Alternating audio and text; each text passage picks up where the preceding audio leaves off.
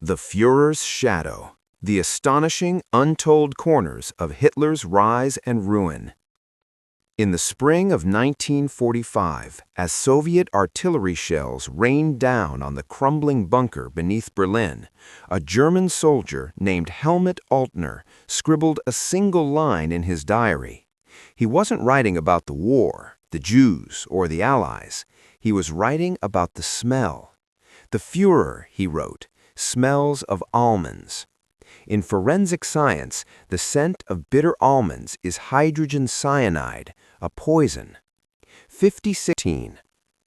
Most Americans picture Hitler as a screaming demagogue or a mad general, but for the first 24 years of his life, he was simply a failure, an astonishingly ordinary one. He was born on April 20th, 1889, in Braunau am Inn, Austria, near the German border. His father, Alois, was a stern, violent customs official. His mother, Clara, was a soft, anxious woman who doted on him. Here is the first astonishing fact. Alois Hitler was born Alois Schicklgruber. He changed his name in 1876. For years, Hitler's political enemies tried to dig up dirt by chanting Heil Schicklgruber. Imagine 1 million Germans screaming Sieg Schicklgruber. It never would have worked. The name Hitler, likely derived from Heidler, or one who lives by a hearth, saved his political career before it began. Young Adolf was a mediocre student. He failed out of secondary school in Linz, Austria. He applied to the Academy of Fine Arts in Vienna twice, in 1907 and 1908, and was rejected both times. The admissions committee told him he had no talent for painting. They were better at architecture, they said, but lacked the diploma to enter that school. So, at 18, he became a vagrant. From 1909 to 1913, Hitler lived in a men's hostel in Vienna. He sold hand-painted postcards of famous landmarks for a few cents each. He wore a shabby overcoat even in summer. He ate soup in charity lines. This is the Vienna period, 5 lost years. But here is the astonishing twist. Vienna was a pressure cooker of modern thought. Hitler, the failed artist, spent his days in the public libraries devouring pamphlets on racial theory, pan-German nationalism, and anti-Semitism. He didn't invent these ideas. He absorbed them from the sewers of Vienna. One pamphlet, The Foundations of the 19th Century, by Houston Stewart Chamberlain, an Englishman, ironically, would become his Bible. A homeless postcard painter was secretly building the most dangerous mind of the 20th century. Part 2. The Brave Corporal, 1914 to 1918. When World War I broke out, Hitler was living in Munich, dodging the Austrian draft. He volunteered for the Bavarian army. Why? Not out of German patriotism alone. He was technically Austrian. He wanted to escape. Here, the narrative flips. The failure became a hero. Hitler served as a Meldeganger, a regimental messenger runner. This was not a safe desk job. Runners had to cross no man's land under artillery fire to deliver orders. Of 250 runners in his regiment, 246 were killed or wounded. Hitler survived. He was awarded the Iron Cross, First Class, a rare honor for a corporal. The man who recommended him was a Jewish officer named Hugo Gutmann. Let that sink in. A Jew saved the life and reputation of the man who would try to exterminate Jewry. But here is the astonishing psychological detail. Hitler never rose above corporal. He refused promotion. When officers suggested he attend non-combat officer school, he balked. Was he afraid of responsibility? Or did he know that the myth of the frontline soldier was more powerful than any rank? In 1918, a British soldier named Henry Tandy reportedly had Hitler in his rifle sights but did not shoot because Hitler was unarmed and wounded. Tandy later said, "I couldn't shoot a wounded man." History pivots on a single trigger finger. On October 14, 1918, near Ypres, France, a British gas shell landed near Hitler. He was temporarily blinded. He woke up in a field hospital to the news of Germany's surrender. He wept. Then he decided he would go into politics. Part 3. The Deal with the Devil, 1919 to 1933. This is the section that most shocks Americans. Hitler did not seize power. He was handed power by conservative elites who thought they could use him.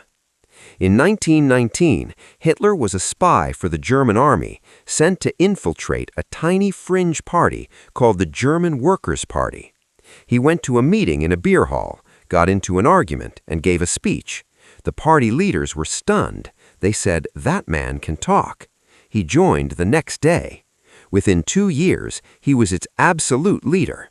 He renamed it the Nazi Socialist German Workers' Party, the Nazis.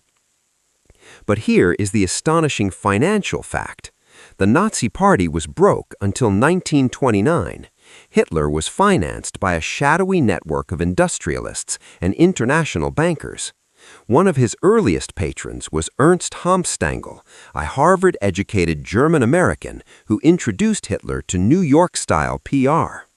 Another was Alfred Hugenberg, a media mogul who owned newspapers, studios, and wire services. Hugenberg didn't believe in Hitler's racial theories. He wanted to destroy the labor unions. He gave Hitler front-page coverage for free. In 1923, Hitler tried a violent coup, the beer hall putsch. It failed. He was arrested. At his trial, he used the courtroom as a stage. He gave a 4-hour speech that made judges weep. He was sentenced to 5 years in Landsberg prison, but served only 9 months. He spent those months dictating Mein Kampf, My Struggle, to his deputy, Rudolf Hess. It was a rambling 700-page mess. In 1925, it sold 9,473 copies. By 1933, it would sell millions. Every German bride got a free copy.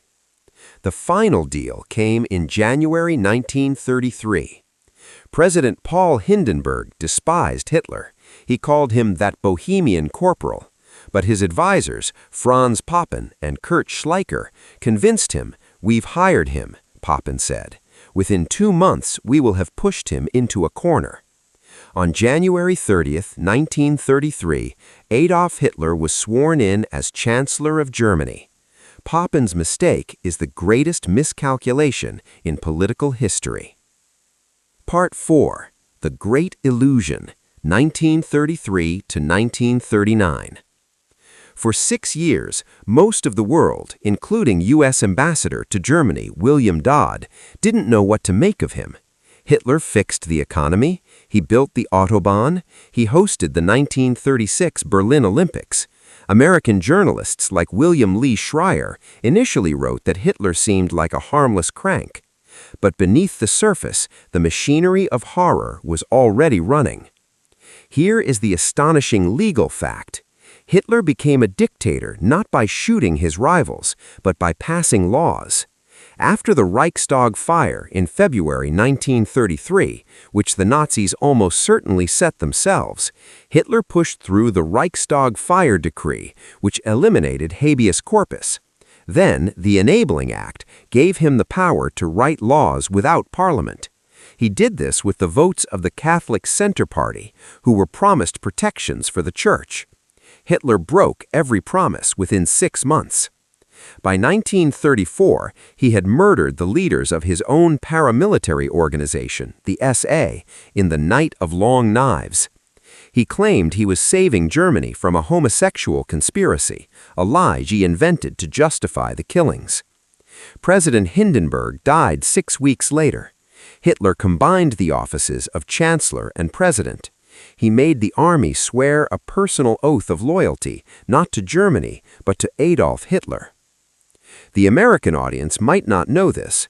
The 1936 Berlin Olympics were a masterpiece of deception. Hitler ordered that all anti-Jewish signs be removed.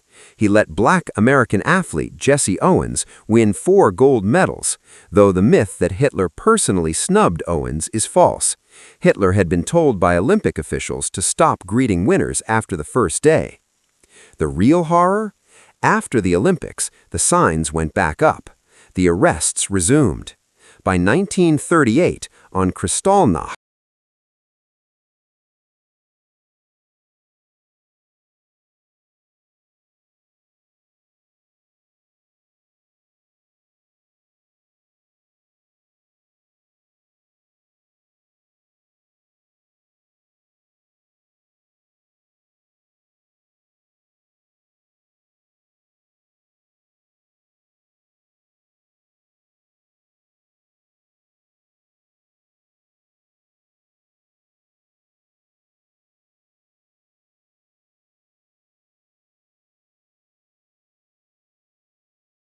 Part 5. The Gambler, 1939 to 1942. World War II did not start over Poland. It started over a lie. On August 31, 1939, a German SS officer dressed a dead Polish prisoner in a German uniform, shot him, and left him outside a radio station in Gleiwitz, Germany. The next morning, Hitler announced that Poland had attacked Germany. The next day, September 1, 1939, 1.5 million German troops crossed the border. Britain and France declared war 2 days later. But here is the astonishing secret that even most historians miss. Hitler did not want to fight Britain. He admired the British Empire. He wanted a treaty. He was convinced that Britain would sue for peace after he conquered France. In June 1940, when France fell in 6 weeks, Hitler literally waited. He offered peace terms. Winston Churchill refused. Hitler was stunned. He had no real plan for invading Britain. Operation Sea Lion was a fantasy drawn on napkins. So he made the fatal decision: invade the Soviet Union. He told his generals, "We have only to kick in the door and the whole rotten structure will come crashing down." He believed the Soviet Union was a colossus with feet of clay. He was wrong. The invasion, Operation Barbarossa, began on June 22, 1941. It was the largest military invasion in human history. 3.8 million Axis troops, 3,000 tanks, 2,500 aircraft. In the first week, the Germans destroyed 4,000 Soviet aircraft, most on the ground. They captured 300,000 prisoners. They were 200 miles from Moscow. And then Hitler made a second fatal mistake. He diverted the Central Army Group to capture Kiev in the south. He delayed the march on Moscow by 6 weeks. When the Germans finally reached the suburbs of Moscow in December 1941, the temperature dropped to minus 40 degrees Fahrenheit. Tanks froze solid. Soldiers' rifles cracked. Hitler had refused to issue winter uniforms because he believed the war would be over by autumn. 100,000 German soldiers suffered frostbite. On December 11, 1941, 4 days after Japan attacked Pearl Harbor, Hitler declared war on the United States. Why? He didn't have to. The Axis Treaty with Japan only required Germany to defend Japan if Japan was attacked. Japan was the aggressor at Pearl Harbor. Hitler declared war anyway. He thought the U.S. was a mongrel nation that would take years to mobilize. He was wrong again. Within 6 months, American factories were outproducing Germany tenfold. Part 6. The Wannsee Horror, January 20, 1942. This is the most astonishing and sickening chapter. For years, the Nazi policy toward Jews was emigration or forced relocation. They wanted to send them to Madagascar. But by late 1941, with the war expanding, the SS needed a final solution. On January 20th, 1942, 15 senior Nazi officials met in a villa on the shores of Lake Wannsee in Berlin. They drank cognac and ate breakfast. The man running the meeting was Reinhard Heydrich, the blonde beast. Heydrich presented a plan: evacuate all 11 million European Jews to the east. There they would be worked to death or shot. But shooting was inefficient. It caused psychological damage to the shooters. So they discussed gas vans, then gas chambers disguised as showers. The astonishing fact: the minutes of the Wannsee Conference, the Wannsee Protocol, were discovered by American prosecutors in 1947. In the document, the Nazis used euphemisms like evacuation and special treatment. But one phrase stands out: the Jews are to be treated like vermin. The conference lasted 90 minutes. By lunchtime, the Holocaust was an official, bureaucratic policy, a factory of death run by civil servants. Part 7. The Downward Spiral, 1943 to 1944. By 1943, Hitler was a physical wreck. He took 74 different pills a day, a cocktail of methamphetamine, pervitin, strychnine, cocaine eye drops, and bull semen extract to boost his libido, which had vanished. His personal physician, Dr. Theodor Morell, was a quack who injected Hitler with glucose and meth every morning. The Führer was a drug addict. He also had Parkinson's disease. His left hand trembled uncontrollably. He hid it by crossing his arms or holding his right hand with his left behind his back. Newsreels were edited to remove the shaking. The German people never knew. In July 1944, a group of German officers tried to kill him. Colonel Klaus Stauffenberg planted a briefcase bomb under the conference table at Hitler's Wolf's Lair headquarters in East Prussia.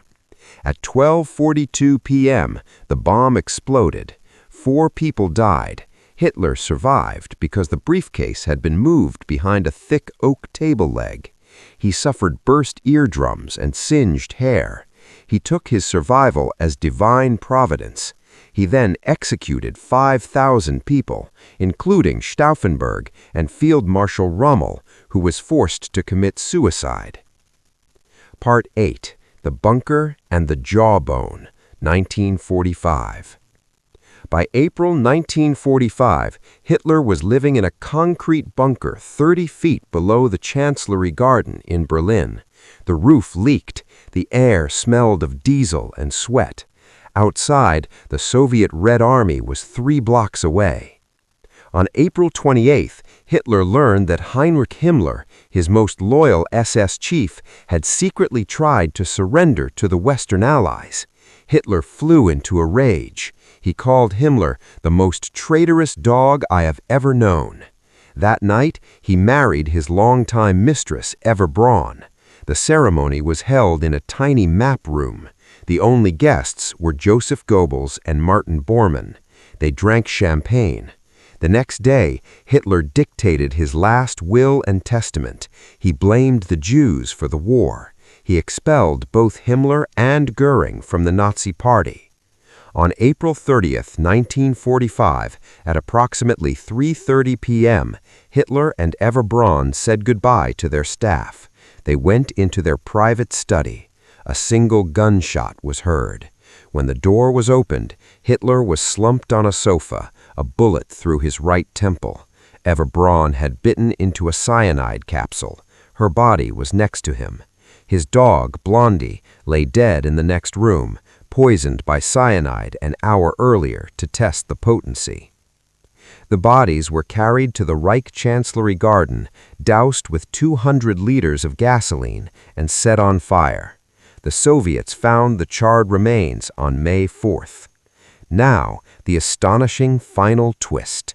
For decades, the world believed Hitler's body was completely destroyed, but in 2009, an American anthropologist named Nick Bellantoni was allowed to examine skull fragments held in the Russian state archives.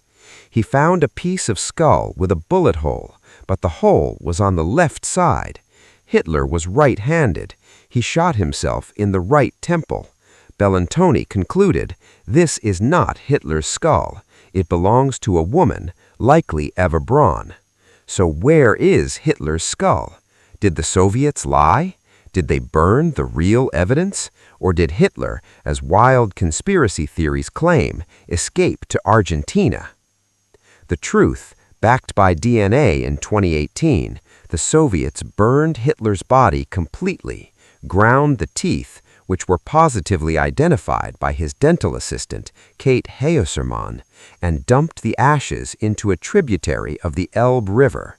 The skull fragment they kept as a trophy was a mistake, a mislabeled piece from a different corpse. The Führer is dust. But the question remains, how did a failed artist, a drug addict, a man with no social skills and no morals, convince an entire nation to commit the greatest crime in history? The answer is the real astonishment. He listened. He listened to the fears of the poor, the anger of the unemployed, the shame of the defeated. He took those feelings and painted them in broad, simple strokes. He gave them a villain, the Jew, a hero, himself, and a future, conquest. It is a formula as old as fire and as new as the internet. The story of Adolf Hitler is not a story about a monster. It is a story about a man, a deeply, terrifyingly ordinary man who chose to become a monster. And that is the most astonishing horror of all.